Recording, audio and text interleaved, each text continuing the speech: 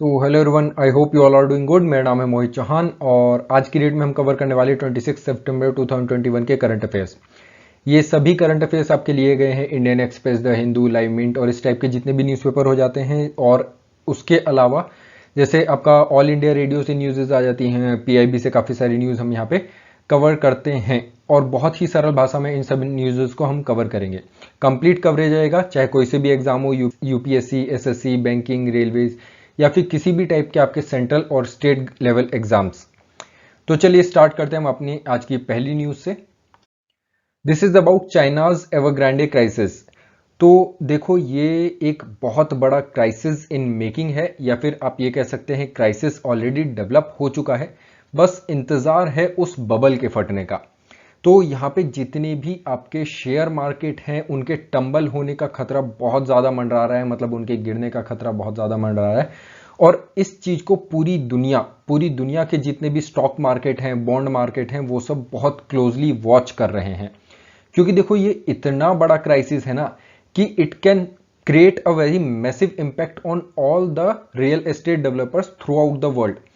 इसमें हुआ क्या है, चाइना की एक बहुत बड़ी कंपनी है, चाइना की even one of the largest real estate company, जिसका नाम है आपका एवरग्रांडे।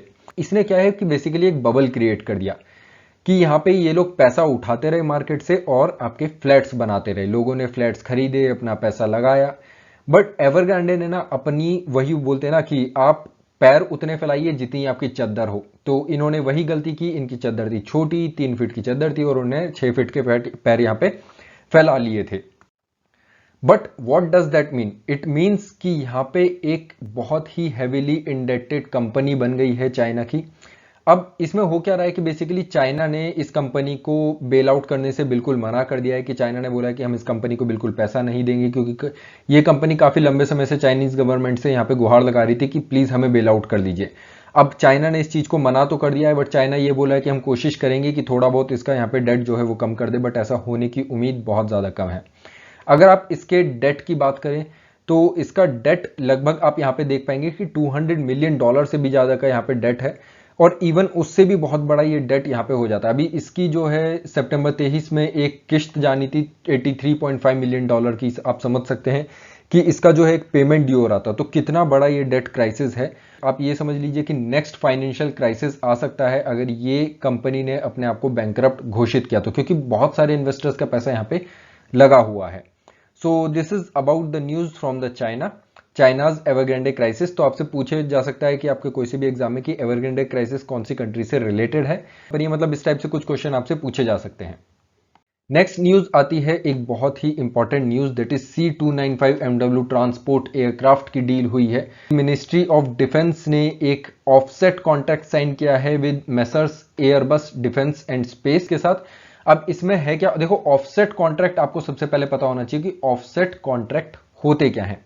अभी ऐसे ना बहुत सारे ऑफसेट कॉन्ट्रैक्ट रिसेंटली हुए भी हैं, और जो आपकी राफेल डील थी ना, ठीक है, वो भी आपकी ऑफसेट कॉन्ट्रैक्ट के द्वारा थी। इसमें होता क्या है कि इंडियन गवर्नमेंट एक किसी भी बाहर की कंपनी के साथ एक कॉन्ट्रैक्ट करती है, और उसमें उनके साथ कॉन्ट्रैक्ट में क्या किया जाता है कि वो इंडिया की कोई एक कंपनी के साथ इंडिया में मिलके ही एयरक्राफ्ट डेवलप करेंगे, या फिर कोई फॉर दैट से कोई सा भी डिफेंस इक्विपमेंट इंडिया में ही डेवलप करेंगे।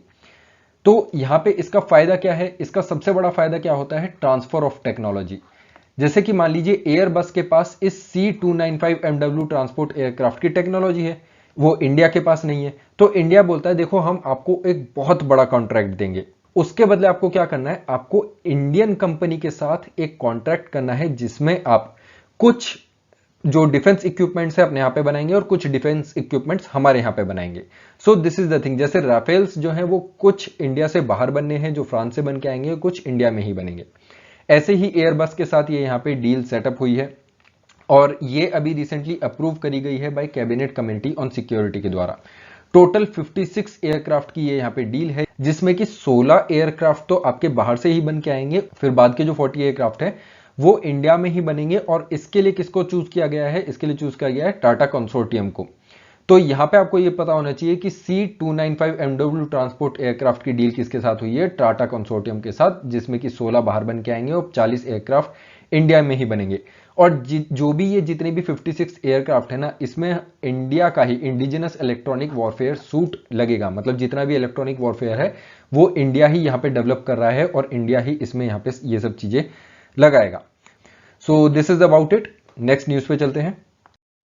नेक्स्ट न्यूज है about promotion of medical devices park. देखो इसमें आपको 3-4 चीजें अच्छे से पता होनी चाहिए। Promotion of medical devices parks, सबसे पहला है मेडिकल डिवाइसेस। टोटल यहाँ पे 4 पार्क्स के डेवलपमेंट की बात चल रही है मेक इन इंडिया में। इसमें क्या हो रहा है कि गवर्नमेंट ये चाहती है कि यहाँ पे कॉमन इंफ्रास्ट्रक्चर फैसिलिटी बनाई जाए 4 जगहों पे।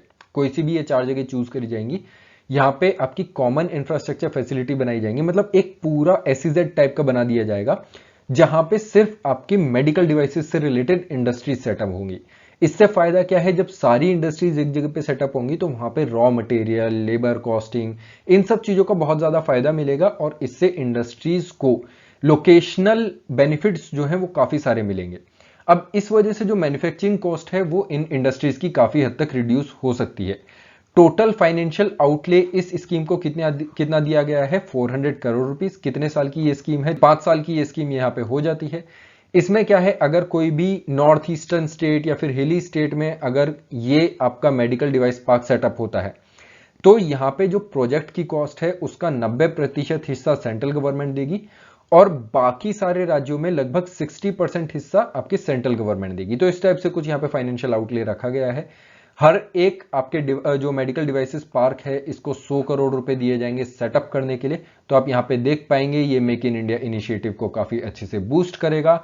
4 मेडिकल डिवाइसेस पार्क बनाए जाएंगे, 100 करोड़ पर मेडिकल डिवाइसेस पार्क को दिया जाएगा। मतलब हर एक पार्क को कॉमन फैसिलिटीज डेवलप करी जाएंगी और 400 करोड़ अगले 5 साल में यहाँ पे खर्च किए जाएंगे। आगे बढ़ते हैं। नेक्स्ट न्यूज है अबाउट इंडिया मालदीव्स रिलेशन। अभी क्या है कि इंडिया और मालदीव्स के रिलेशन में एक बहुत ही अच्छा पड़ाव आया है। पिछले 1 साल 2 साल में आप देखेंगे इंडिया और माले की जो रिलेशनशिप है वो काफी अच्छे से इंप्रूव हुए हैं। माले क्या है, माले इज द राजधानी ऑफ मालदीव्स। ये मालदीव्स की कैपिटल यहाँ पे है। तो अभी क्या है कि इंडिया ने $228 मिलियन की एक सोशल हाउसिंग प्रोजेक्ट की डील साइन करी है बेसिकली मालदीव्स के साथ। देखो यहाँ पे आप देख पाएंगे कि मालदीव्स स्टेट ऑन फाही कॉर्पोरेशन है। इन्होंने क्या है कि एक एमओयू साइन किया है किसके साथ, दैट इज एनबीसीसी के साथ, नेशनल बिल्डिंग कंस्ट्रक्शन कंपनी के साथ और जेएमसी प्रोजेक्ट इंडिया लिमिटेड के साथ। तो यहां पे क्या है, देखो ये है आपकी राजधानी ऑफ मालदीव्स, दैट इज माले। ये आप देख पाएंगे यहाँ पे, ये क्या है, ये माले है। माले के पास में ही एक इनका आइलैंड है। ये जो आप आइलैंड यहाँ पे देख पा रहे हैं इसका नाम क्या है, हुलहुल माले। ठीक है, इसका नाम क्या है, हुलहुल माले। तो हुलहुल माले जस्ट माले के पास में यहाँ पे आ जाता है। ये एक ब्रिज है जो इन दोनों के बीच में डेवलप हुआ है। ये भी इंडिया की हेल्प से ही यहाँ पे डेवलप किया गया था। 228 मिलियन का यहाँ पे प्रोजेक्ट है। टोटल 4000 घर यहाँ पे बनाए जाने हैं इस हुलहुल माले में। तो देखो ये तो हो गया यहाँ पे एक एयरपोर्ट। तो एक एयरपोर्ट यहाँ पे है, इसके पास में ही ये आपका फेज 1 का प्रोजेक्ट था, ये यहाँ पे डेवलप किया जा रहा है फेज 2 का प्रोजेक्ट।